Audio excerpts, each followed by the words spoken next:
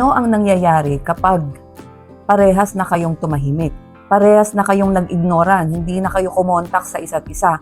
Ano ang nangyayari? Parehas ba kayo ng pinagdadaanan? Tapos biglang nagparamdam. Matapos ang ilang panahon, ilang linggo, ilang buwan, biglang nagparamdam sa'yo. Ano na gagawin mo ngayon? Alam naman natin, may mga relasyon na hindi natatapos sa sigawan, hindi natatapos sa drama, kundi natatapos sa katahimikan. Yung walang closure, walang paliwanag, walang huling usapan. Tapos, isang araw, parehas na lang kayong hindi na nagme-message sa isa't isa, hindi na kayo nagko-contact sa isa't isa, parehas na kayong nag-ignore, parehas nang wala na talagang communication, parehas nang hindi nagparamdam, hindi naghabol si babae, diba? Pero ang tanong, pareho ba talaga ang nararamdaman ninyo? Parehas ba ang pinagdadaanan nyo sa panahon na tahimik kayong dalawa? At yun nga, surprise, bigla siya nagparamdam. Ano ngayon ang gagawin mo?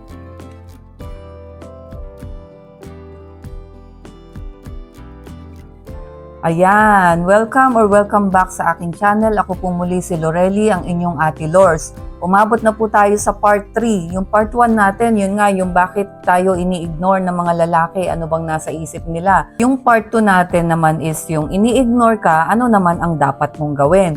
Ngayon, part 3. Na-mention ko doon dapat ang part 3 natin, yung mga kamalian natin mga babae. Pero ihuli natin yon. Mag-part 3 muna tayo ngayon na dalawang topic yung pagpupukusan natin ngayong part 3. Ito yung ano ang nangyayari pag parehas na kayong tahimik. Dalawa na kayong tahimik, parehas na kayong nag-i-ignoran. Ano ang nangyayari sa isa't isa? Anong nangyayari sa babae? Anong nangyayari sa lalaki? Anong pinagdadaanan nyo? Parehas ba? Diba?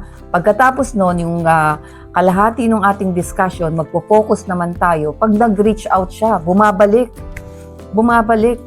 Gustong bumalik, nagparamdam, ano ngayon ang gagawin mo? So yan ang ating pag-uusapan ngayon. Pero bago yan, pagbigyan nyo naman ako mag-shoutout, kahit 3 lang, okay? Shoutout kay Nicole, dyan sa Japan, at yung mga kasama mo. Thank you so much sa palaging pagsuporta sa aking channel. Margie Pianyar from Saudi, sa Riyadh. Hello, dito ako sa Dubai, so parehas tayong nasa Middle East. Si Kalamay ko ng YouTube, shout-out ko lang siya kasi sabi niya, sending hugs sa mga nakakaranas ng unlucky partnership. Ayan, hinahug kayo ni Kalamay ko. Thank you. Yan, sa mga hindi pa nakasubscribe sa akin, pa-subscribe naman po para lagi ko kayong makasama tuwing meron tayong bagong video. Simulan na po natin. Ang unang bahagi ng ating pag-uusapan, ito nga, anong nararanasan nyo? Dalawa na parehas na kayong tumahimik. Kapag tumahimik na ang communication sa pagitan ng lalaki at babae, hindi ito simple. Hindi ito simpleng dedmahan lang. Sa video na ito, tatalakayin natin yung 7 nangyayari kapag parehas na kayong nagdedmahan, yung nangyayari sa lalaki at yung nangyayari sa babae. Ang matututunan mo sa topic na to bakit mas emotional kaagad ang babae sa katahimikan?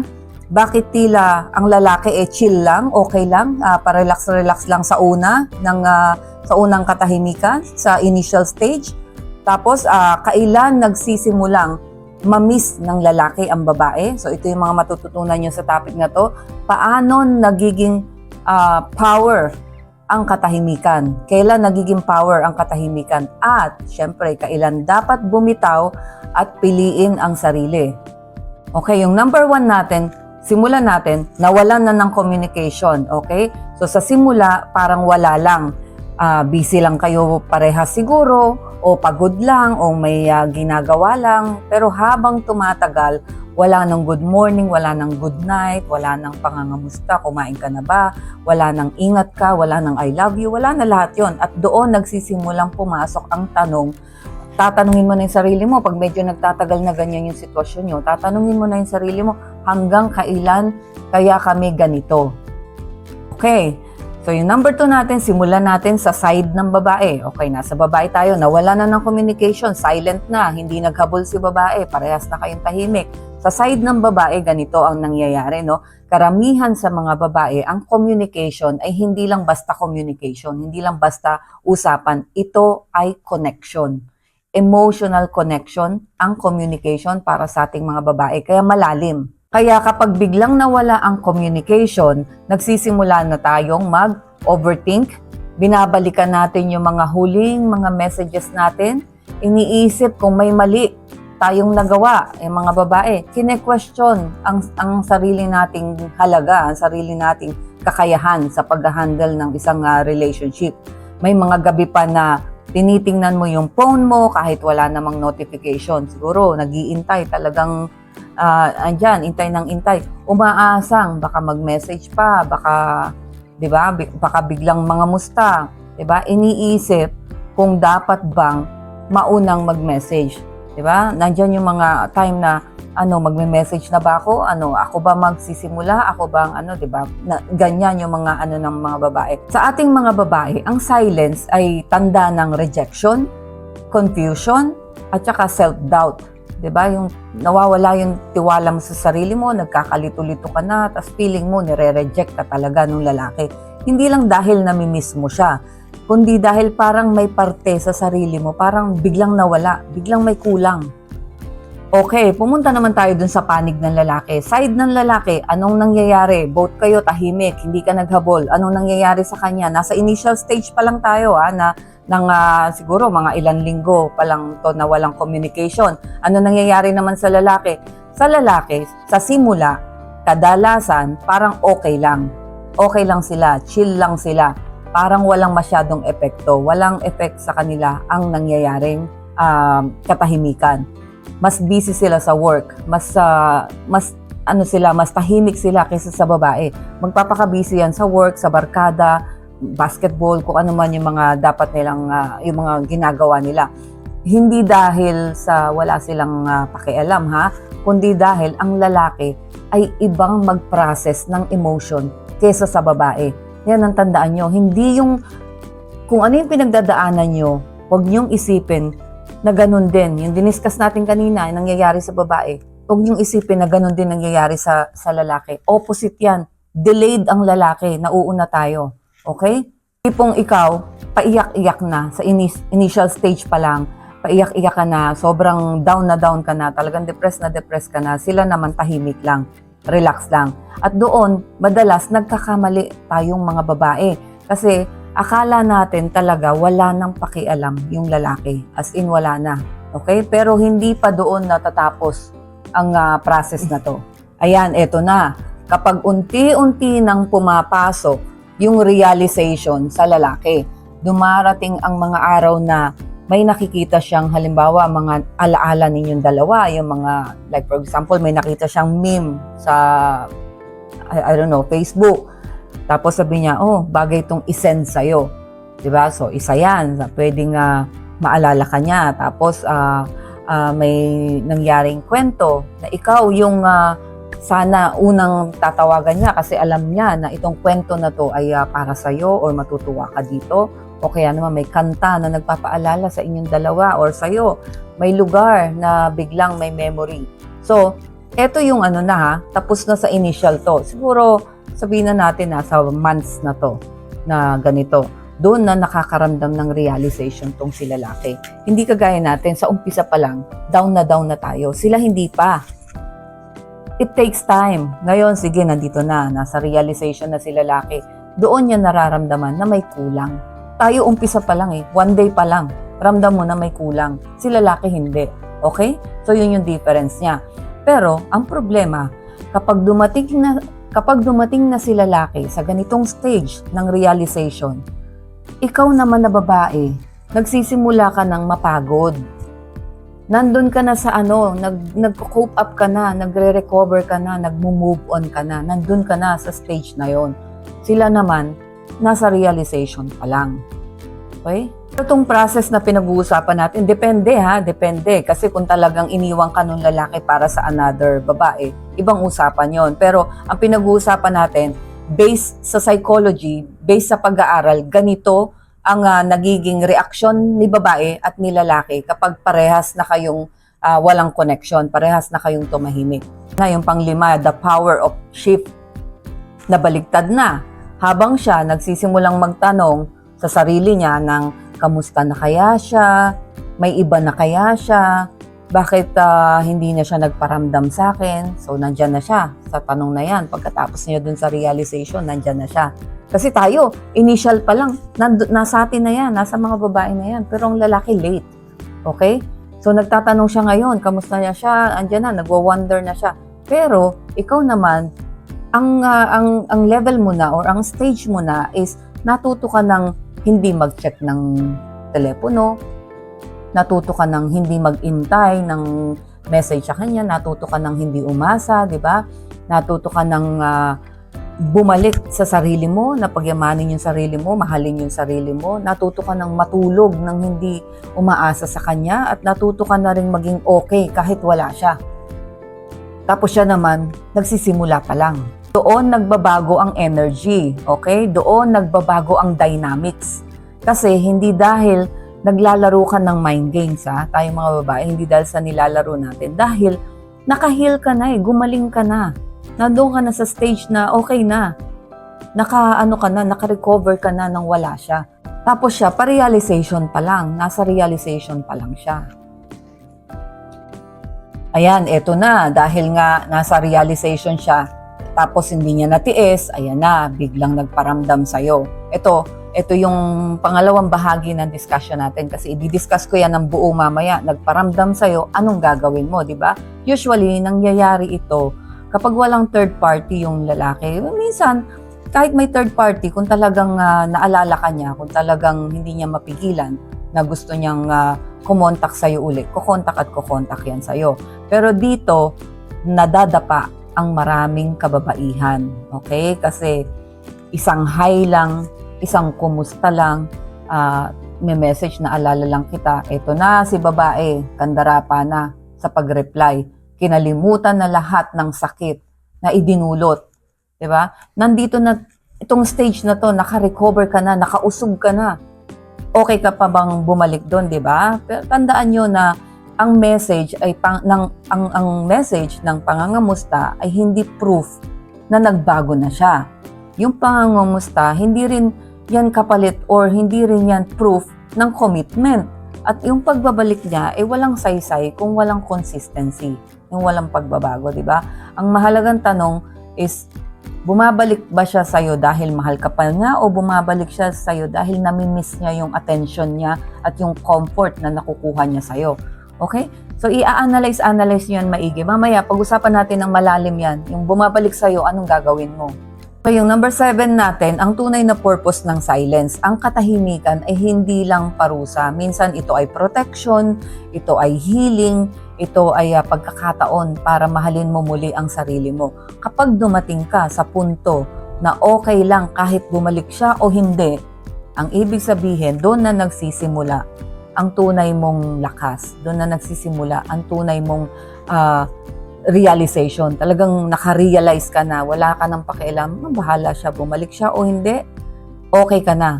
Ibig sabihin, doon mo na na-realize na hindi pala siya ang sentro ng buhay mo. Ikaw pala, na may buhay ka pala, kahit wala siya. Okay, ang katahimikan, magbibigay din sa atin yan ng emotional reflection. Kasi may mga taong dadaan lang talaga sa buhay natin para hindi manatili. Talagang dadaan lang. Kundi para turuan tayo ng mga bagay na hindi natin natutunan noong una. So parang ganun lang. May dumadaan na tao at pangyayari para matuto tayo. Minsan ang katahimikan din ang nagtuturo sa atin ng self-respect, yung boundaries, emotional maturity at self-worth. Alam nyo, yung iniwan kayo or nineglect kayo, inignore kayo, ayan ang mga matututunan nyo dyan. Self-respect, boundaries, emotional maturity, at yung pagpapahalaga mo sa sarili mo. Sa dulo, hindi mahalaga kung sino ang unang tumigil mag-message sa inyong dalawa. Ang mahalaga, natuto ka bang mahalin ang sarili mo? You can comment down below kung naranasan nyo itong inignore kayo, kung natutunan nyo itong mahalin ang sarili nyo o piliin ang sarili nyo. Natutunan nyo bang huwag maghabol? Diba? Natuto ka bang mahalin ang sarili mo o mapasaya ang sarili mo kahit wala siya? Comment kung naranasan nyo to at natuto na kayo. Okay? So ngayon na naka-realize ka na, natuto kang tumayo mag-isa, ngayon natuto kang maging buo kahit wala siya, hindi na silence ang kinakatakutan mo, hindi ka natakot i-ignore ng lalaki na yan, di ba? Ito ng pag-i-ignore niya at yung pananahimik niya ngayon, ang marirealize mo na nagbigay pala ng kapayapaan sa'yo. Ayan, ito na yung exciting part. na pag-uusapan natin, eto na, bumabalik, nagpaparamdam, ano nang gagawin mo, 'di ba? Isang high lang niya, pero parang bumalik na lahat ng sakit na matagal mo nang inayos, 'di ba? After ng napakahabang panahon, weeks, months na kinalimutan ka, tapos biglang magpaparamdam, kamusta ka na?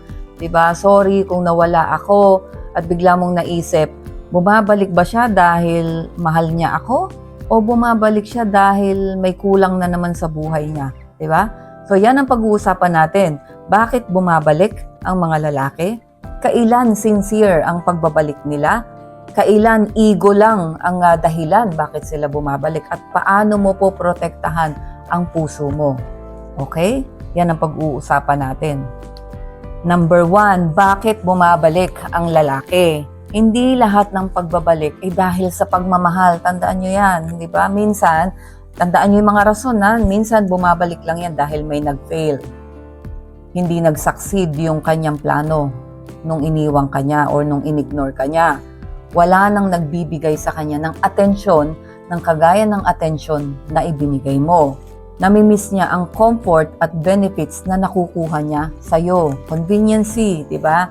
Nasaktan ang ego niya nung nakita kanyang masaya, mas maganda, mas fresh, or simpleng-simpleng bored lang siya, kaya ka na message, or malungkot lang siya, kaya ka na message. So, kailangan analyze nyo lahat yan, ha?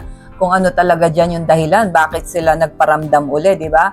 At minsan, bumabalik lang yan dahil alam niyang may babalikan siya, di ba? Kasi alam niya.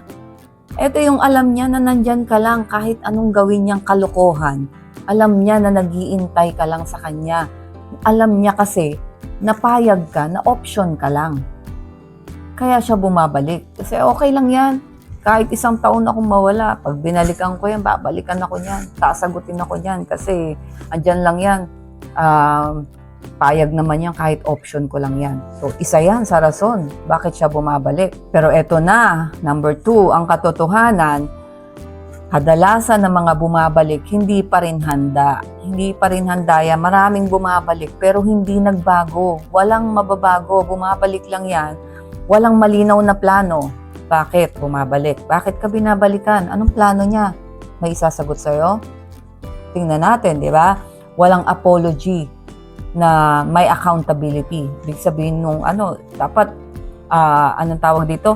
Accountable siya dun sa ginawa niyang pang-iwan sa'yo, di ba? Katakot-takot na paliwanag at sinasabi niya talaga na siya ang may kasalanan. Bakit kanya inignore? Baka naman kasi bumabalik na yan. Tapos sasabihin pa sa'yo, ikaw kasi, ganito, ganyan, ako. Mahirap yun, ha? Red flag na yun na ikaw pa yung sinisisi. Imbes na maging accountable siya sa pangyayari. Tapos, wala pa rin consistency, di ba? Pareho pa rin ang ugali. Ganun pa rin. So, dito, nagkakamali ang maraming babae. Tinatanggap kaagad nila kapag bumalik. Kahit pa, hindi pa tapos yung healing. Bawa, nasa healing stage ka na, almost. Nandun ka na, pagaling ka na. Makaka-move on ka na eh. Andun na, let's say 80% move on ka na. Biglang nagparamdam. Isang ganun, tinanggap mo. Tapos wala palang plano, wala palang consistency. Ganun at ganun pa rin siya. Diba? 2 days lang siyang okay. 2 weeks lang siyang okay. 2 weeks lang may nabago, balik na naman. Yan maraming nagkakamali ng mga kababaihan. Kaya ingat-ingat kayo dyan sa pagtanggap, okay? So yung number 3 natin, paano natin malalaman kung totoo na talaga ang intensyon niya sa pagbabalik niya? Hindi sa salita makikita yan. Ang daming sinabi, ang daming pinaliwanag, ikaw naman nagpabola. Ulit-ulit kong sinasabi sa inyo to na pag-aralan nyo yung behavioral pattern ng karelasyon nyo. Anong pattern yan? Ano ba ginawa niyan before? Ano bang ginawa niya nung initial dating namin? Nung naging kami? Nung iniwan ako? Nung inignore ako? Kasi kung talagang interesado sa'yo yan, hindi lang yan magme-message kapag bored. Yung mga reason na sinabi natin kanina, may effort yan, may consistency dapat yan, may accountability. Diba? May pagbabago sa kilos, hindi lang sa salita. Dapat kung bumabalik yan, seryoso talaga, may plano, may pagbabago sa kilos niya, hindi lang sa salita. May clarity kung ano ang gusto niya sa'yo. Malinaw na this time, may plano para sa inyong dalawa, may future plan, may goal. Pero kung puro sabi lang, miss kita, mahal kita, sorry na, ganun lang. wala na, walang plano, walang future, walang pagbabago sa behavior niya, walang plano, ganun pa rin. So, hindi love ang bumabalik, convenience. Naghahanap lang siya ng convenience na naranasan niya sa'yo. Naghahanap lang siya uli ng comfort. Ngayon, ikaw naman, hindi naman sa pag-aano, medyo aanga-anga, tinanggap na naman, balik na naman, back to zero ka uli, eto na naman, nakaka-recover ka na, ayan na naman, balik na naman. Kaya maging wise kayo, okay? Ayan, yung number 4, bakit mahirap tumanggi kapag bumabalik siya? Diba? Napakahirap naman talaga, lalo na kung talagang attached ka at hindi ka pa nga tapos mag-heal, bumabalik na siya. Kasi nga, sobrang attached. May attachment ka, hindi ka pa tapos mag-heal, ayan na siya. So, ang hirap magdesisyon, di ba? May memories. Yun ang mga pinagtititingnan mo, yung mga nakaraan nyo, yung mga masasayang nabuo ninyong dalawa. May mga unfinished emotions, yung mga pangarap nung kayo pa. Tapos, di ba, umaasa ka baka this time, different na. This time, okay na siya. This time, baka okay na. Kaya yun ang mga umaasa ka kasi nakatutok ka sa pag-asa. Hindi yung ginagawa niya sa'yo. Nilalagyan mo ng pag-asa kahit alam mong mukhang walang pag-asa, nilalagyan mo pa rin ng pag-asa, di ba? Tandaan nyo lang na hindi lahat ng bumabalik deserve ng bagong version mo. For sure, sa haba ng panahon na hindi kayo nag-usap, nag-iba ka. Naging better version ka ng sarili mo. For sure yan. And I hope, dyan sa better version mo na yan, alam mo kung deserve yung lalaki na tanggapin mo para sa bagong version mo. Isa pa, hindi lahat ng nagpaparamdam ay dapat bigyan ulit ng access sa puso mo. Pag-aralan mo yan mabuti. Maging maingat ka na this time. Tapos number 5, ang tamang tanong dyan, hindi yung mahal niya ba kaya ako? Kasi nakatuto ka doon, mahal niya kaya ako? Mas mahalaga kung itanong mo sa sarili mo bago mo replyan or tanggapin yung nagbabalik sa'yo, tanungin mo to sa sarili mo. Itong mga tanong na to, masaya ba ako kapag kasama ko siya? Tahimik ba ang isip ko o payapa ba ang buhay ko kapag kasama ko siya? Secure ba ako kapag kaming dalawa?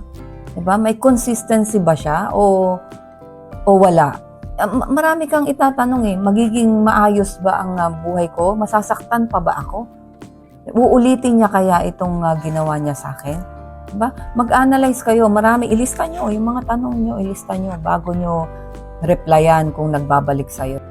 Kasi ganito yan Sige, sabihin na natin bumabalik sa'yo dahil mahal ka.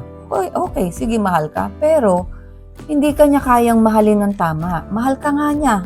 Okay, pero mali yung way ng pagmamahal niya sa'yo. Pwede ba naman yun? Oo, mahal kita. Tapos ini-ignore ka, iniiwan ka. Diba? Pinababayaan ka lang. Pero sasabihin niya sa'yo, mahal ka. Tapos kakatwiranan mo pa, sasabihin mo, ay oo, nararamdaman ko naman na mahal niya ako, kaso ganyan lang siya talaga. May ganun ba? Mali yung way ng pagmamahal niya. So gusto mo ba na mabuhay ka or makasama mo ang isang tao na mahal ka pero mali yung paraan ng pagmamahal sa'yo? Gusto mo ba ganun? You can comment down below. Eto, kapag dumating ka na dun sa pinakamalakas na version mo, yung hindi ka na natatakot kahit mawala siya, di ba? Ito na, yung pinakamalakas na version mo.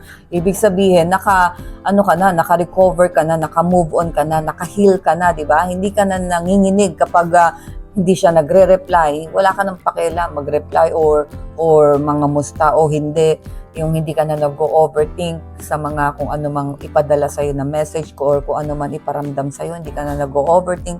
Tapos hindi mo na pinipilit na magkaroon ng connection sa kanya. Hindi ka na takot mawala siya. Doon, masasabi mo, pag umabot ka na sa ganitong level na masasabi mo sa sarili mo na hindi ko na kailangan tong lalaki na to. Diba? Pero kung magpaparamdam tong lalaki na to at babalik siya sa akin, choice na lang siya. Diba? Choice na lang siya. So, ngayon, baligtad na. Siya na lang ang option, hindi ikaw. Okay, yung pang number 7, ito yung katotohanan talaga. Minsan, may mga lalaki na bumabalik lang dahil, hindi dahil mahal ka, bumabalik yan dahil nakita niyang okay ka na. Diba? Nawala na yung access nila sa'yo. nawala yung control nila sa emotion mo, nawala yung validation na binibigay mo sa kanila. Doon nila nare-realize na sayang ka, 'di ba? Sayang ka para sa kanila.